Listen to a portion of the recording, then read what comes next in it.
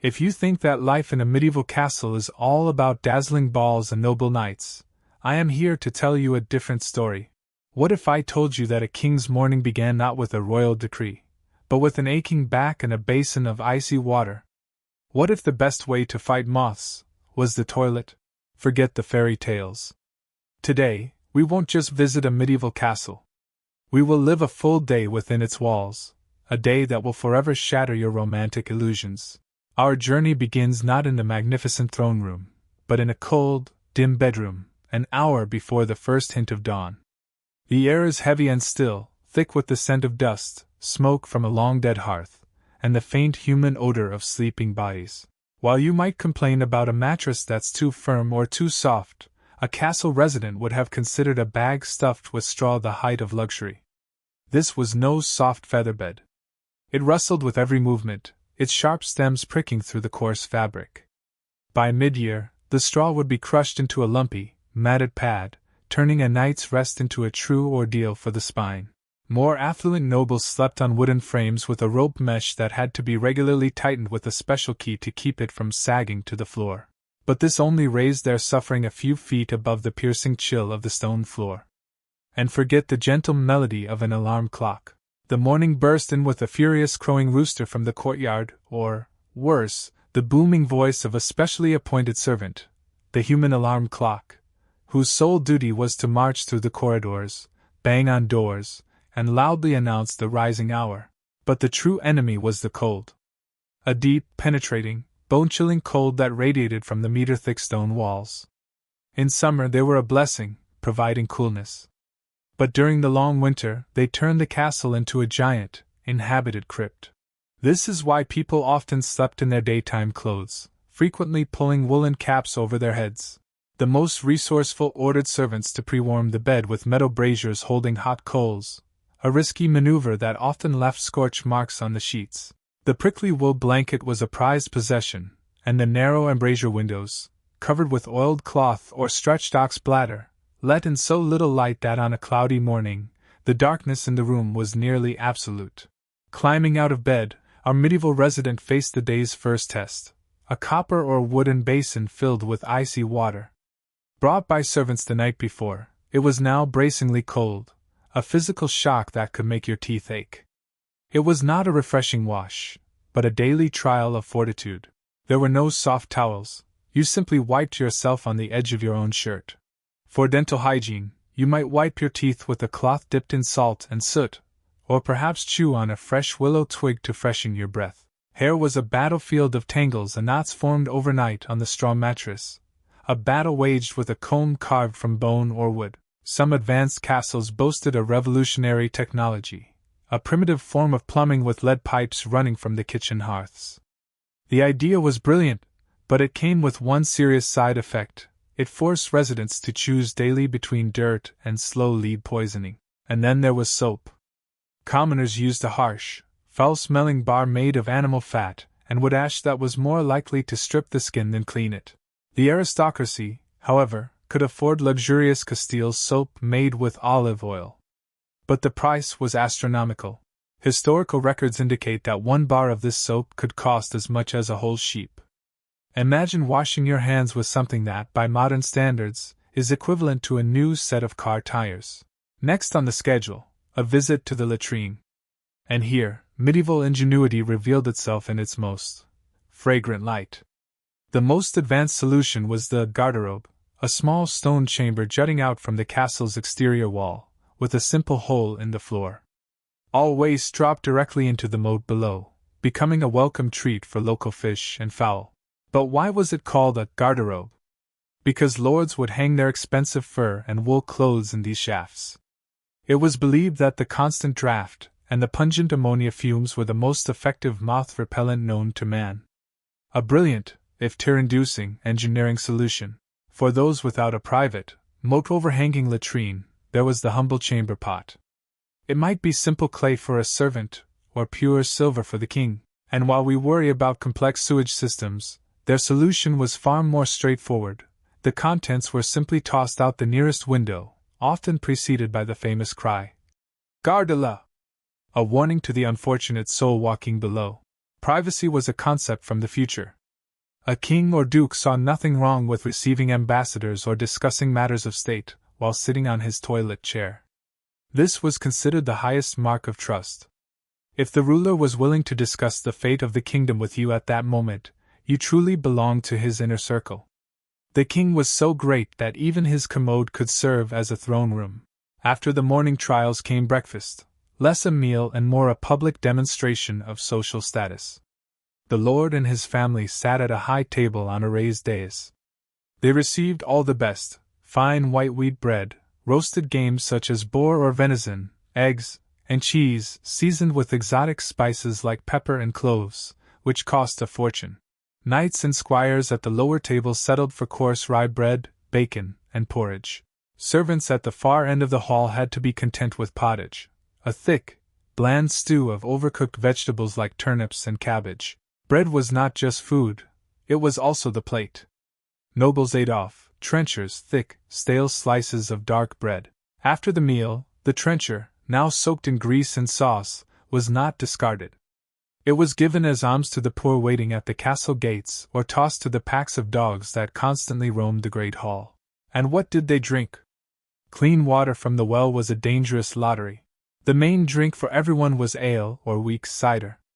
The fermentation process involved boiling the water, which killed germs and made the drink safe. This nourishing, low-alcohol beverage was the true love of the castle. Table manners were rustic. Forks were considered a strange and unnecessary oddity. People ate with their hands and the personal dagger they always carried. One medieval etiquette guide offered simple advice: do not spit on the table, and do not wipe greasy hands on your beard. A man's honor could depend on where he sat. An argument over who should sit closest to the salt cellar could easily escalate into a serious feud. After breakfast, the great hall truly came alive, filling with the day's activities and, of course, smells. It was a complex symphony of aromas: rancid cooking grease, wood smoke, unwashed bodies, animals, and spilled ale. The constant drafts that swept through the hall were considered not an inconvenience, but a blessing. It was believed that moving air drove away diseases and miasmas. The stone floors were covered with layers of rush or straw. This carpet of time was a living archaeological record, soaking up spilled drinks, discarded bones, food scraps, and mud from boots. It was rarely changed, perhaps only once a year. To combat the odor, servants simply scattered fresh, fragrant herbs like mint and meadowsweet on top, an desperate act of aromatic self-deception. The walls were adorned with heavy tapestries. They added vivid colors with scenes of hunting or biblical subjects, but their main purpose was insulation.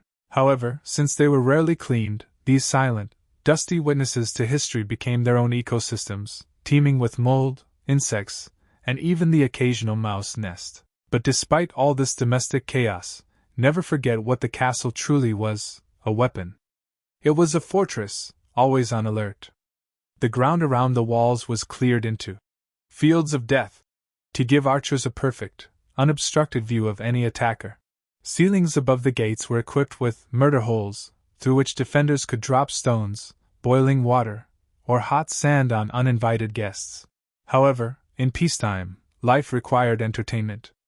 Besides grand tournaments, falconry was the sport of the aristocrats, a display of status and skill. Indoors, they played backgammon and, of course, chess. Dice games were a popular, often forbidden, obsession, where a man could lose not only money but also his horse and armor in a single night. But the true star of the court was the jester. He was not just a comedian. In a world of rigid hierarchy, the jester was the only person allowed to speak the unvarnished truth to the lord's face, disguised as a joke. He was the voice of the people and a pressure-release valve for courtly tension. For this massive machine to run, it required an entire army of servants. And some jobs were less prestigious than others.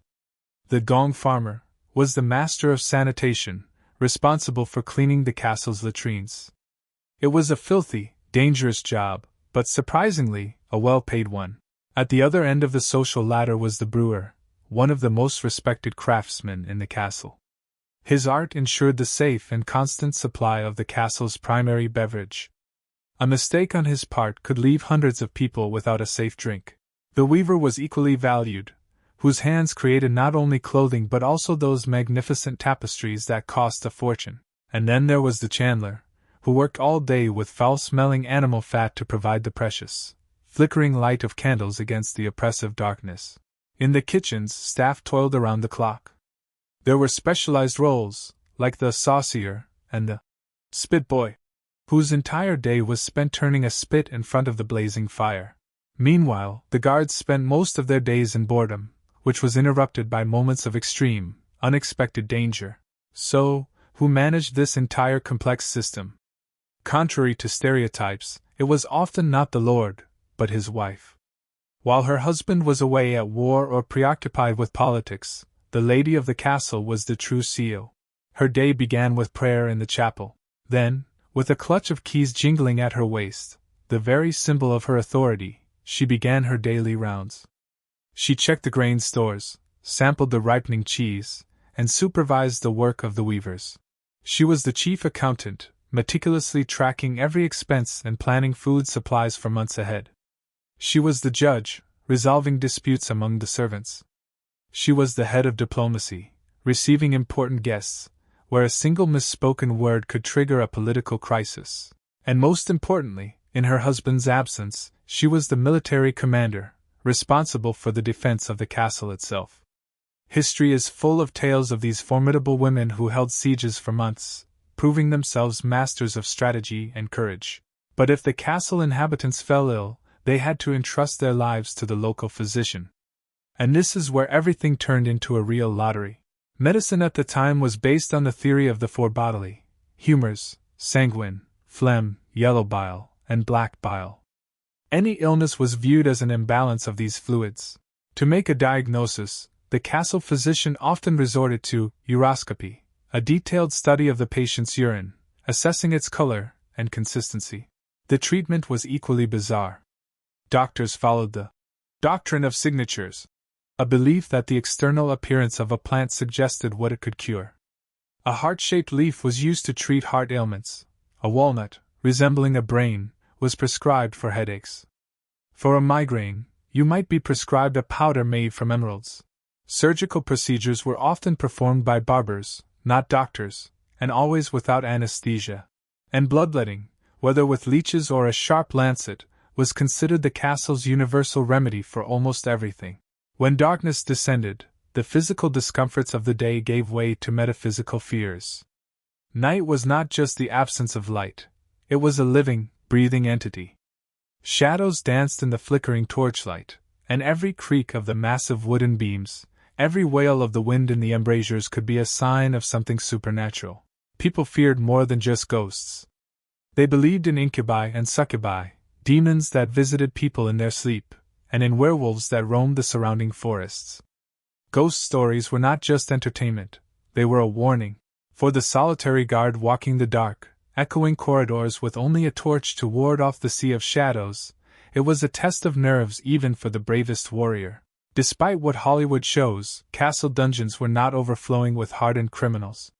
More often, they held people who failed to pay their debts. And in the final irony, prisoners were obligated to pay for their own upkeep, for food, water, and fresh straw. It was the most unwelcome hotel in the world.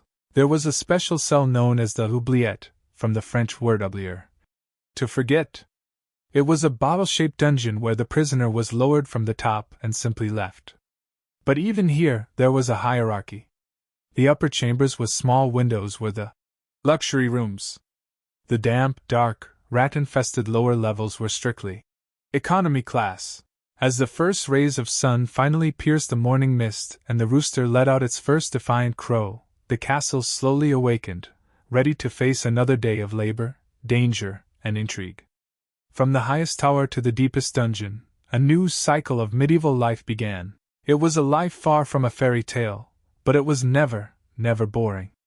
And perhaps the next time you complain about a hard bed or a cold cup of coffee, you will remember this day and realize that in many ways, you are already living like royalty.